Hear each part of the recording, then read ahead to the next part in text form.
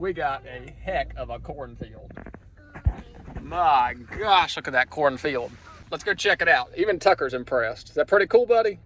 Yeah. I have been told the sunflowers are on the struggle bus. So we'll go down there and check out the sunflowers, but I'm not looking forward to that one. He wanted to go walk through the field corn. He clearly hasn't watched scary movies before. Is this pretty cool, buddy? Yeah. We are 50 days into a 90-day field corn here.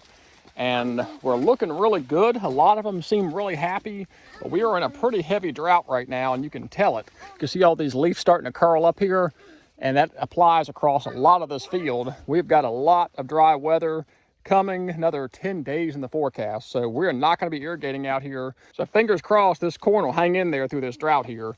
But I'm looking down here. We did a post-glyphosate weed application now 2.5, 3 weeks ago, and it really cleaned that ground up. There's not a stitch of grass down there. The only thing we're dealing with is this right here. We cannot get control of that guy. So otherwise, we got a really clean cornfield. That must just be a real dry area, because I come into this little bit more shaded side over here. All the corn is much happier. I'm not seeing that drought stress over here. So I'm hoping with this clay soil being soaked a couple weeks ago, it's going to carry us through this 2-3 week drought here, because all this corn seems to be very, very happy.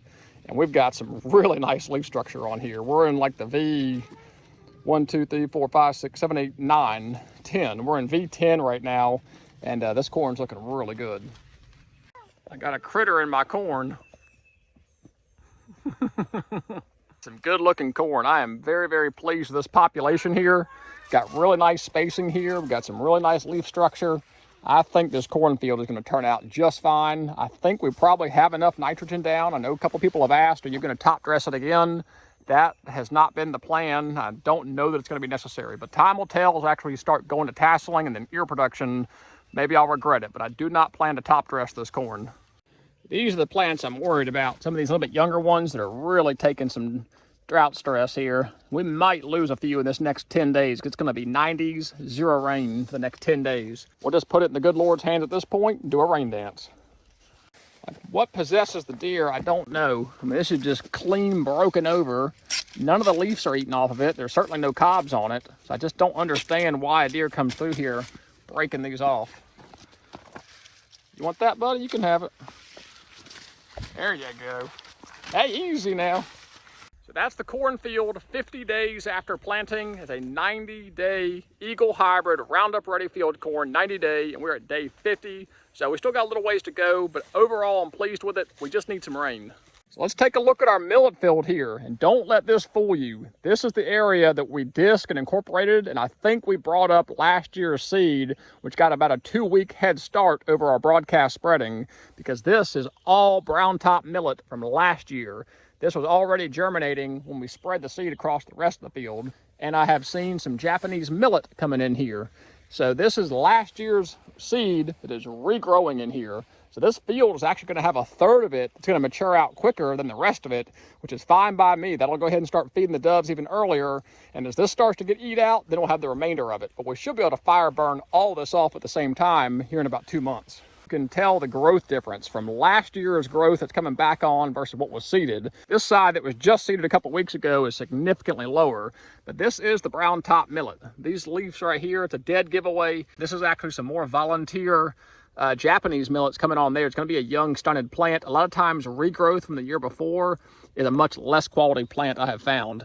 We do have some sunflowers hanging in here the deer have not eaten, but as I anticipated, this millet is going to snuff out and way outcompete the sunflowers. I do not anticipate this being much of a sunflower field at all. The Brown Top Millet is off to a great start, but it's going to outcompete those sunflowers. This dark green swath right here also got a heavy dose of fertilizer last year that the rest of this field didn't get, and I think we're actually seeing that pay off in the second year. I think there was a lot more available nitrogen right here because we had an accidental spreading of what should have covered half of this field went onto this strip right here, and you can tell how much deeper, rich, and dark green it is, probably getting some nitrogen from last year.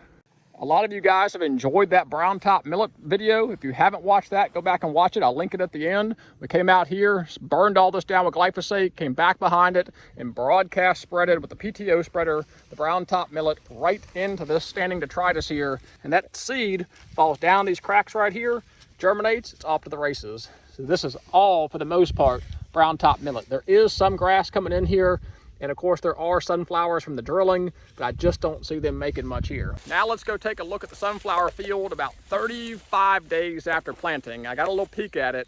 Well, let's go look at it. Well, I must say, it's not as bad as I thought. We do have some gaps, but we have a lot of sunflowers in rows.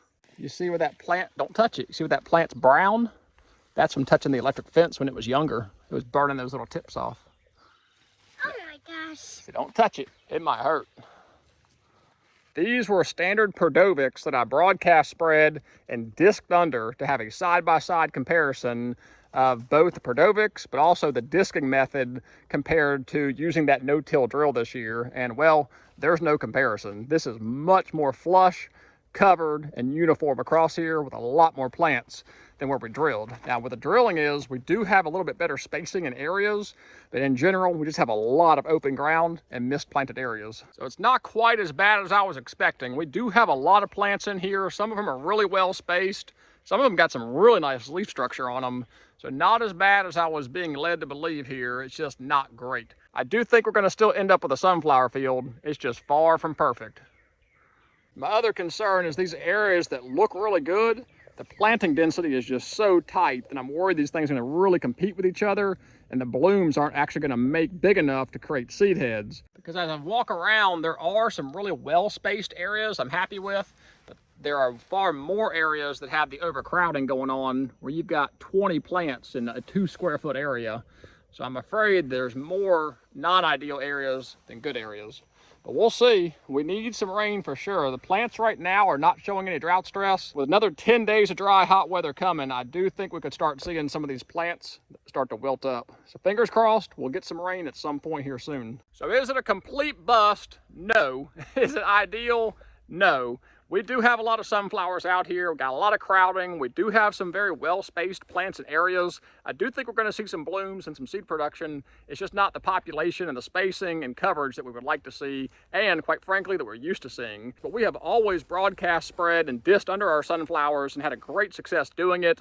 And I deviated from what has worked really well for us, and well, this is what I ended up with. I used the wrong machine. I should have used a planter and not a drill. And we don't have the coverage we need. The spacing is all messed up, a lot of different things going on. I certainly learned something, and I want to share that with you all, that you're not always going to get it right the first time. And if it is working for you, don't always switch it up. The grass is not always greener, or in this case, the sunflowers aren't always better. So there are areas that I'm very pleased with, some really nice spacing, some really nice plant size. I do think we're going to end up with right many blooms out here. I just don't know how much seed production we'll have, that's what we're ultimately after. We're trying to feed doves and wildlife here. We're not just trying to have little pretty sunflowers. We have got fantastic pre-emergent control. There is no grass in this field, and there are practically no weeds. Little bit of thistle here and there, but for the most part, we have a really clean sunflower field just using the pre-emergents. These are clear field sunflowers, so if I needed to come back through here and spray a Mazamox, I could, but I don't think that's going to be necessary. We've got a lot of good weed control. Overall, I'm still pleased in the direction this is all trending. We've got a really good looking cornfield 50 days after planting it. We've got a really good looking millet field here behind us. That's all the brown top millet. And then the sunflower field, well, we just talked about that at length, so we'll see how that plays out. But we are going to have some seed on the ground for doves come September. I'm confident of that, as long as that corn tassels out and produces some ears and that millet goes to full maturity, which I think it should. But until the next video, I really appreciate you guys following along. If you've missed all the last videos, go back and check them out. I'll drop a few right here at the end. But until the next one, God bless, take care.